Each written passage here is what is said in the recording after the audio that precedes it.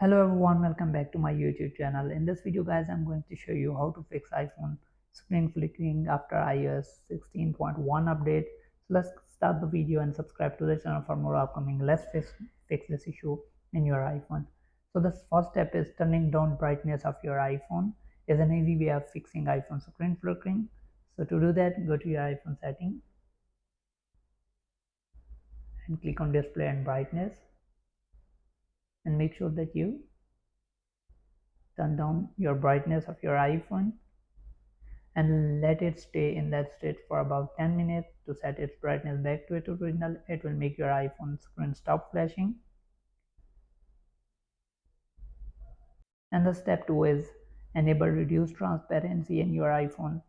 To do that, go to your iPhone setting,